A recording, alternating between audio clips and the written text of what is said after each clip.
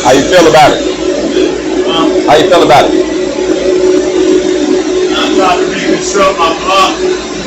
Yeah, to kind of build it back up. Yeah, that's how you do it. Yeah, but how you get that vertical line? That's what I was doing. That's the next stage. It's going to be vertical down. So once we get this horizontal, that's going to be showing you how to do vertical down. It's supposed to be up or down? Down. You have to go down with the wire. Why? Because the way the gravity pulls with that wire, with regular wire, the bead will sit out all funny unless you weaving it.